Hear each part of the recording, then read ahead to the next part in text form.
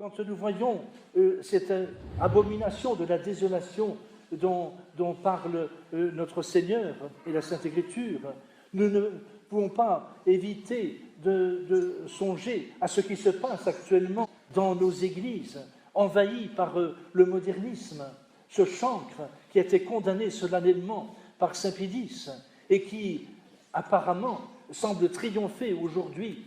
Oui, c'est vraiment l'abomination de la désolation dans les lieux saints, et particulièrement depuis 50 ans, depuis la propagation du nouvel ordre missé, qui est la destruction du saint-sacrifice de la messe, et qui fait que ces sanctuaires n'ont plus la sainte présence, la présence réelle de notre Seigneur Jésus-Christ, parce qu'il n'y a plus le sacrifice.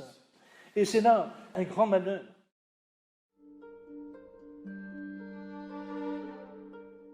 Qu'est-ce que l'Église conciliaire ? L'Église dite conciliaire est née au Concile Vatican II, qui eut lieu entre 1962 et 1965. À partir de cette date, va naître une nouvelle Église, qui se dira toujours catholique, mais qui pourtant va établir une nouvelle doctrine contraire à celle de l'Église catholique depuis sa création. Cette nouvelle Église va établir une nouvelle messe, ainsi qu'une nouvelle liturgie, de nouveaux rites d'ordination des évêques et des prêtres, et par la suite même, un nouveau code de droit canon. Cette rupture s'est faite par une infiltration douce et tranquille de la franc-maçonnerie et de ses idées dans le clergé catholique. La franc-maçonnerie, avec l'aide d'évêques et de prêtres francs-maçons ou conquis à leurs idées, a exercé des pressions violentes pour pouvoir faire élire un de leurs amis au rang de pape officiel, à savoir Angelo Roncalli, en 1958, qui prendra le nom de Jean XXIII. Puis ceux-ci ont orchestré un coup d'État lors du Concile Vatican II, en obtenant la révocation des anciens schémas établis par la Curie pendant les années de préparation du Concile et en plaçant des agents modernistes dans les nouvelles commissions préparatoires, afin de prendre le pouvoir au sein du Concile et ainsi pouvoir définir les bases doctrinales de leur nouvelle religion. Ayant désormais le pouvoir grâce à leur faux pape, ces individus ont écarté de l'institution catholique officielle les évêques et prêtres qui s'opposaient à leurs hérésies et refusaient d'accepter leurs nouveaux dogmes et leurs nouveaux rites.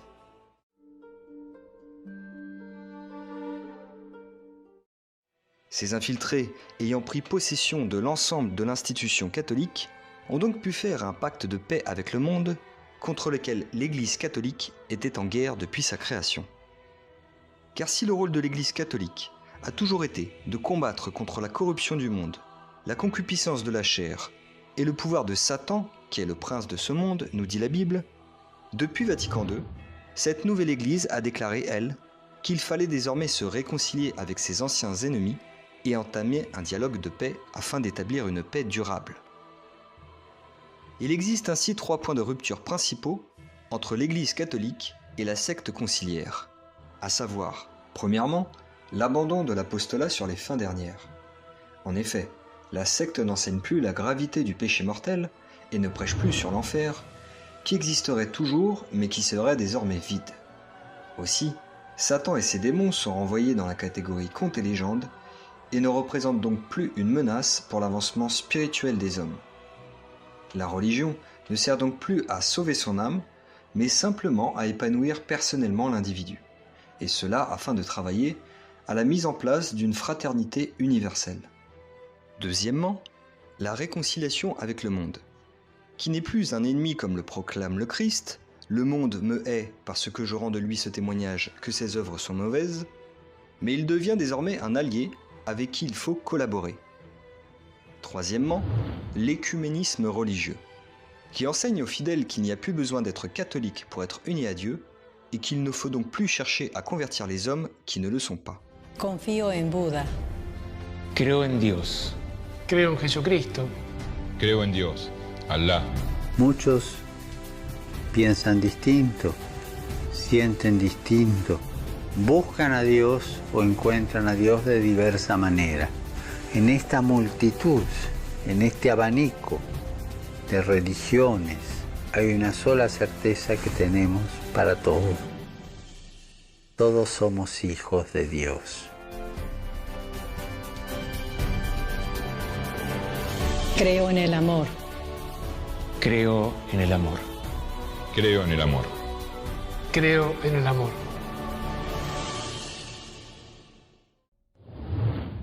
Aussi, cette nouvelle Église conciliaire a cessé d'excommunier publiquement les catholiques membres de la franc-maçonnerie, mais également elle s'est empressée de se réconcilier avec les fausses religions et ennemies de l'Église. Elle a par la suite cessé de condamner les mœurs décadentes des sociétés occidentales, allant même jusqu'à accepter, en tout cas dans les faits, le divorce et les mœurs contre nature. Ayant balayé ainsi tout le côté surnaturel de la religion, celle-ci ne prêche plus que sur le respect de la dignité humaine, ce qui rend la limite floue entre l'Église post-Vatican II et une ONG progressiste actuelle.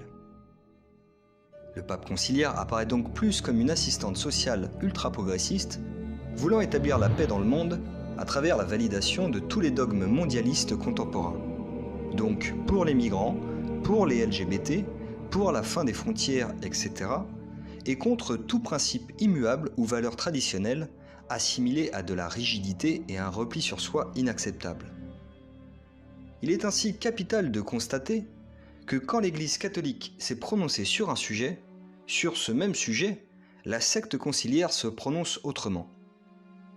Par exemple, alors que le Concile de Florence consacre « Corps de l'Église, il n'y a point de salut », Vatican II proclame, lui, que l'Église du Christ se sert des sectes hérétiques et schismatiques comme moyen de salut. Alors qu'il est enseigné infailliblement dans le grand catéchisme de Saint Pie X que pour être saint, il faut être membre de l'Église, Jean-Paul II soutient le contraire, dans son encyclique Ut Unum Sit, affirmant que les sectes hérétiques et schismatiques ont également des saints. Il va même, lors d'un discours en Jordanie le 21 mars 2000, proclamer que Saint Jean-Baptiste protège l'islam. Mais comment une religion qualifiée infailliblement par le Concile de Bâle de secte maudite de Mahomet pourrait-elle désormais être protégée par un des plus grands saints de l'Église catholique ? Et ces contradictions avec le magistère de l'Église catholique se trouvent dans de nombreux domaines tels que sur l'homosexualité, la liberté religieuse, le péché mortel, la communion adultère, la laïcité, le célibat, le prosélytisme, etc. Mais cette nouvelle Église, bien que se disant catholique, n'a pas pu faire sauter le verrou magistériel, fondation inébranlable de la Sainte Église. En effet, le dogme de l'Église, pour éviter qu'une infiltration jusqu'au sommet de la hiérarchie catholique puisse détruire cette institution divine, a prévu qu'aucun hérétique ne pourrait jamais monter sur le trône de Pierre. Cet enseignement dogmatique se retrouve dans le droit canonique, notamment dans la bulle de Paul IV, Cum ex apostolatus, qui dit bien que si le souverain pontife lui-même a, avant son élection au trône de Saint-Pierre, dévié dans la foi, ou est tombé dans l'hérésie, son élection est nulle, sans valeur et non avenue, et son pontificat ne peut être tenu comme légitime en aucun de ses actes. Le Code de droit canon 1917, Code 188, stipule également qu'en vertu d'une renonciation tacite admise par le droit lui-même, n'importe quel office est vacant, par le fait même et sans aucune déclaration, si les clercs se détachent publiquement de la foi catholique. Car d'après le magistère, si un cardinal parfaitement catholique, donc validement ordonné, est élu pape et qu'il accepte, il devient ipso facto infaillible et ne peut donc professer d'hérésie. Et c'est bien cette infaillibilité pontificale qui est le socle inébranlable de toute la religion catholique. En effet, qu'est-ce qui permet aux catholiques d'être sûrs que l'Église ne peut ni se tromper ni les tromper ? C'est bien l'infaillibilité pontificale, qui fut promise par notre Seigneur au premier pape et à ses successeurs. Citation. Le Seigneur dit : « Simon, Simon, Satan vous a réclamé pour vous cribler comme le froment. Mais j'ai prié pour toi, afin que ta foi ne défaille point. Et toi, quand tu seras converti, affermis tes frères. Mais aussi, et moi je te dis que tu es Pierre, et que sur cette pierre je bâtirai mon église, et que les portes de l'enfer ne prévaudront point contre elle. » Ce dogme fut également spécialement réaffirmé au Concile Vatican I de 1870, selon lequel l'infaillibilité dogmatique du souverain pontife en matière de foi et de mœurs est engagée dès qu'il remplit sa charge de pasteur et de docteur de tous les chrétiens. En d'autres termes, lorsqu'il agit dans le cadre de ses fonctions officielles, ce qui exclut tous les actes de vie privée. Et c'est bien le fait que le pape ne puisse pas se tromper qui différencie le catholicisme avec l'ensemble des autres religions du monde. Car qu'est-ce qui permet aux catholiques de se savoir dans la vérité face aux erreurs des protestants et des orthodoxes? C'est bien l'infaillibilité pontificale. Qu'est-ce qui même assure aux croyants que la Bible n'a pas été trafiquée et comprend l'enseignement de Dieu? C'est encore l'infaillibilité pontificale. Et cette infaillibilité pontificale a permis aux 260 papes qui se sont succédés de ne jamais se contredire entre eux, pendant presque 2000 ans, ce qui en soi est un miracle éclatant qui manifeste cette assistance divine promise au chef de l'Église. Car aucun pape n'est jamais tombé dans l'hérésie en affirmant une doctrine contraire à celle de ses prédécesseurs. Pas plus le pape Honorius, qu'on calomnia injustement, que le pape Libère qui fut déclaré saint par l'Église elle-même. Mais les papes conciliaires, eux, en acceptant de contredire les papes précédents, se condamnent eux-mêmes à être contredits par leurs successeurs, et ainsi à voir l'ensemble de leur édifice s'écrouler, car celui-ci ne repose pas sur la pierre de l'infaillibilité pontificale, sur laquelle notre Seigneur a bâti sa véritable Église. Ce coup d'État au sein de l'Église catholique est donc une première dans l'histoire, mais avait été annoncé par plusieurs apparitions antérieurement.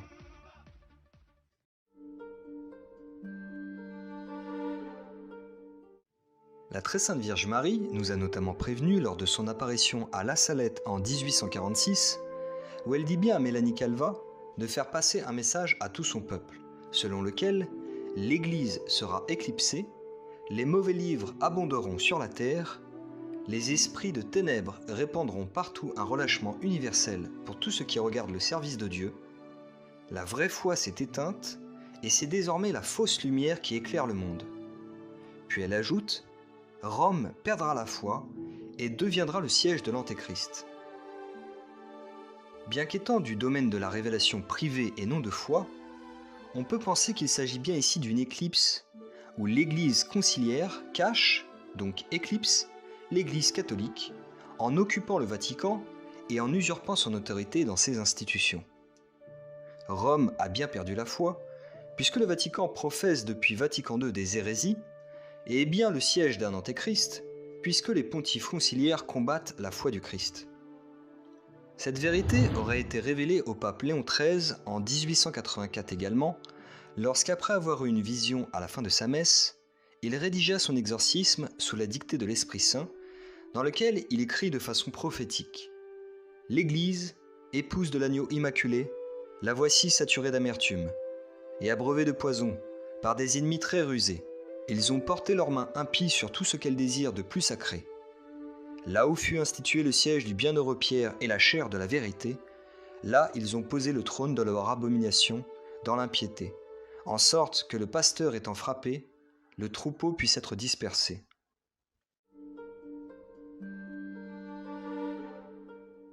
C'est donc bien cela le but de l'Église conciliaire. Elle veut corrompre, puis détruire toutes les vérités enseignées jadis par l'Église, afin que les fidèles n'ayant plus accès à l'enseignement originel de l'Église catholique ne puissent pas les dénoncer comme usurpateurs, et que petit à petit, ces fidèles perdent la foi, faute de recevoir un enseignement catholique. Car si aucun fidèle ne reconnaissait les autorités conciliaires comme légitimes, ceux-ci devraient quitter les institutions et perdraient tout le pouvoir de corruption qu'ils exercent actuellement sur les masses. Habemus papam.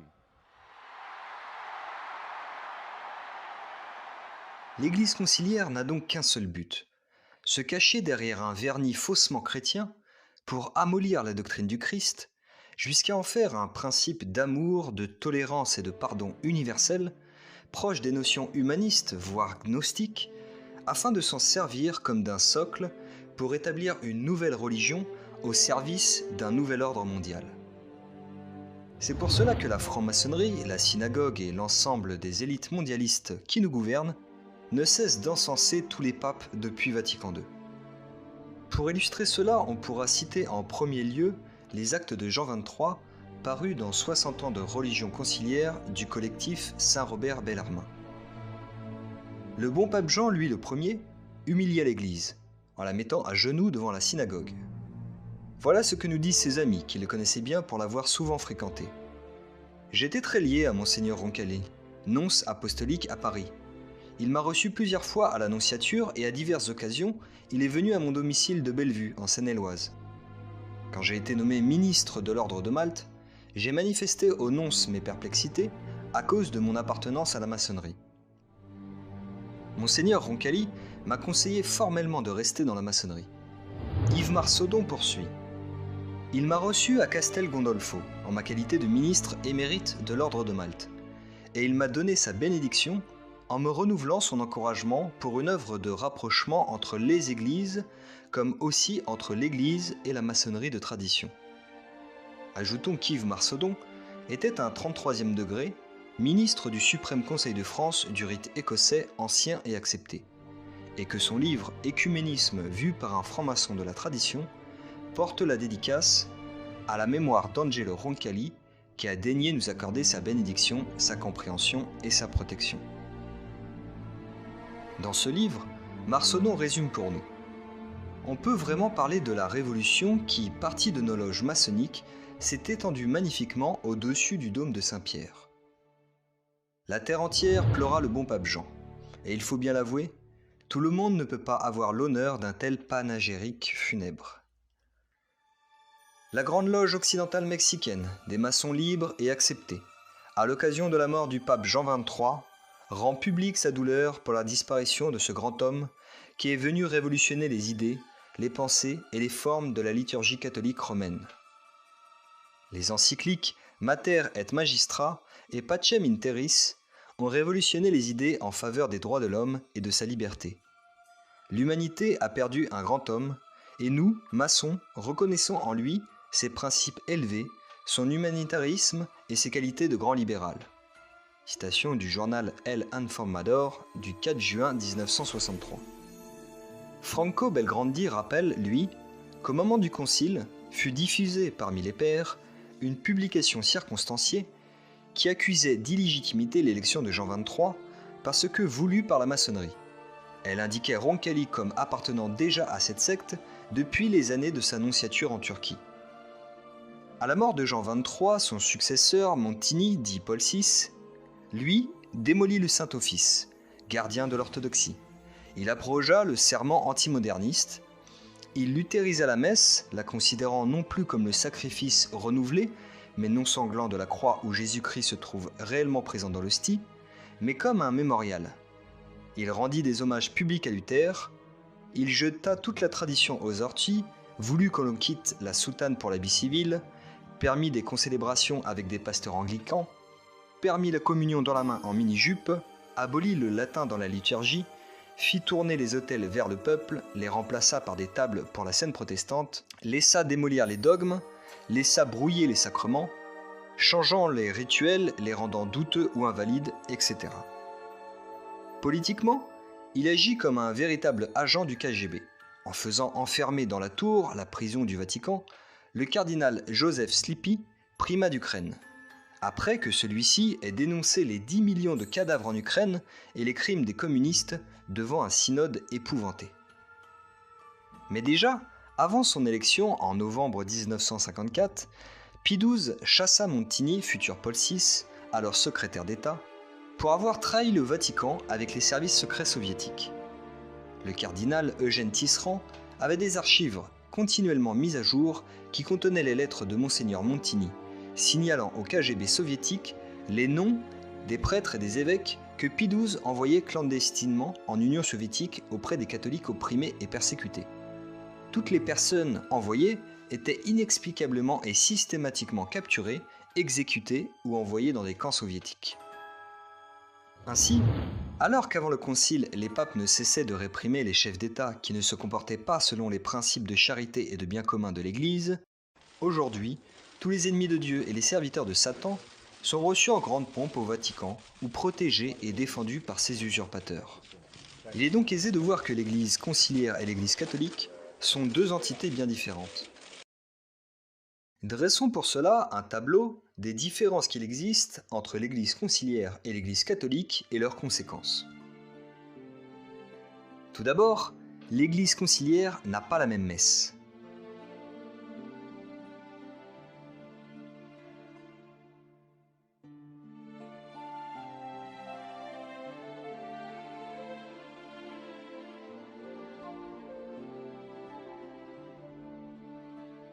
l'Église conciliaire n'a pas le même calendrier liturgique.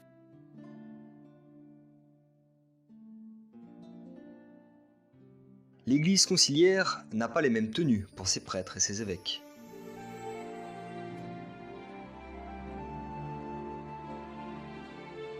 L'Église conciliaire n'a pas même le même langage.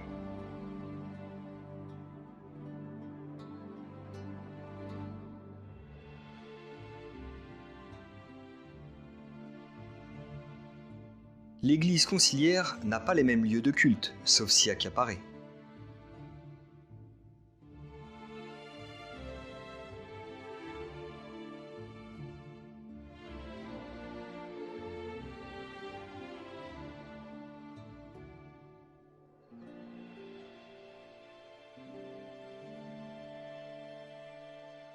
L'Église conciliaire n'a pas le même art.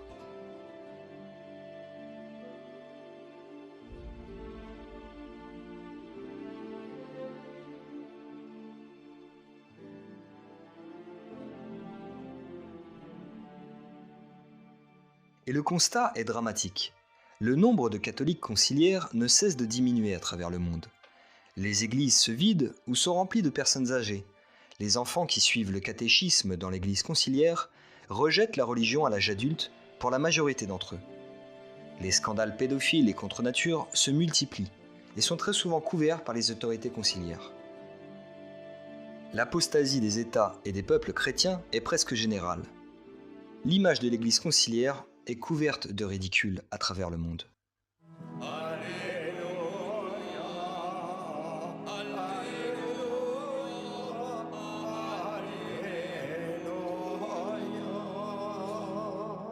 Je vous appelle mes amis, dit le Seigneur.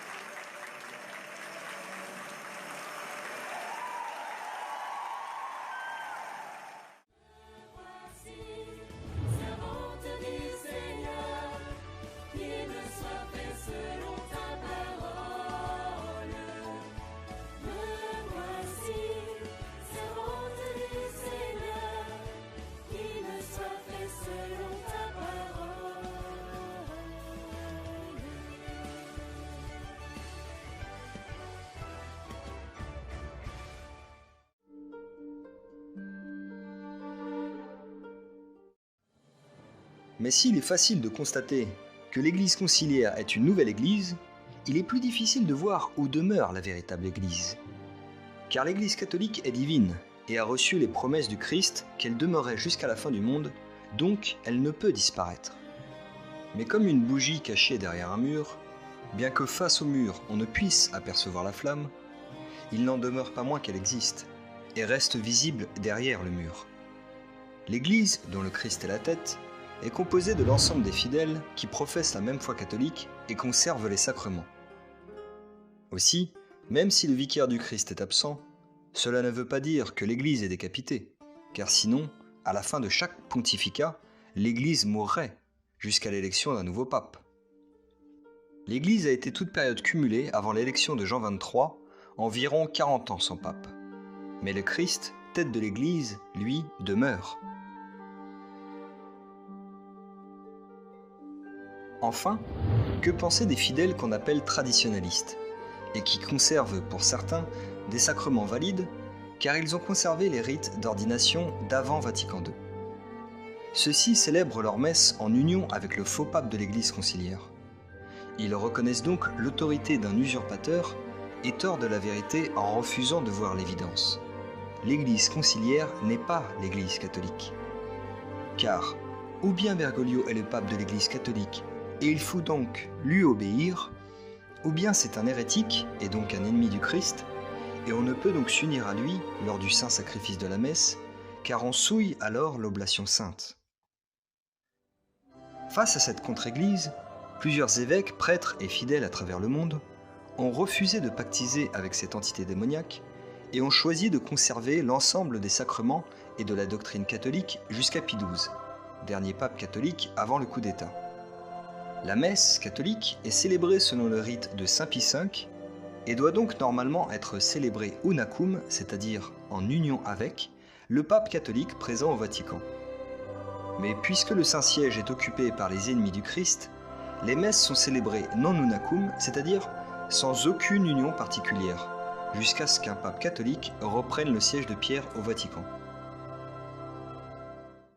Donc en résumé, il n'existe qu'une seule Église catholique, et celle-ci est cachée depuis 1958 par une fausse Église qu'on appelle l'Église conciliaire. L'Église catholique étant le corps mystique du Christ, il semble qu'elles doivent subir le même destin que lui.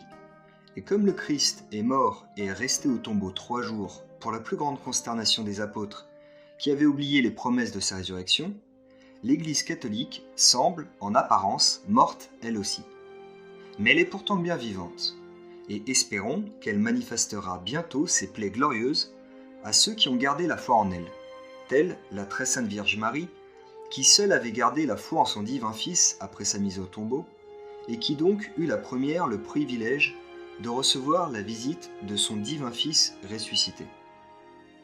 Aussi, il faut donc absolument refuser de pactiser avec cette fausse Église ennemie du Christ et rester fidèle à la Sainte Église catholique de toujours et à la foi de nos pères, en assistant aux messes de vrais prêtres et de vrais évêques qui célèbrent le saint sacrifice de la messe non unacum, donc sans aucune union avec l'Église conciliaire. Aussi, par la participation au vrai sacrement, la conservation de la vraie foi et la fidélité à la très sainte Vierge Marie par la récitation du chapelet, les catholiques peuvent crier vers le ciel pour hâter le règne du Sacré-Cœur de notre Seigneur Jésus-Christ, promis à Sainte Marguerite Marie à Paris-le-Monial, et le règne du Cœur Immaculé de Marie, promis à Sœur Lucie à Fatima. D'ailleurs, à notre époque, les choses apparaissant de manière de plus en plus nette, on peut espérer qu'on arrive à la fin de cette éclipse et que l'astre caché qu'est l'Église va bientôt se manifester aux yeux de tous, et ce, pour la plus grande gloire de Dieu.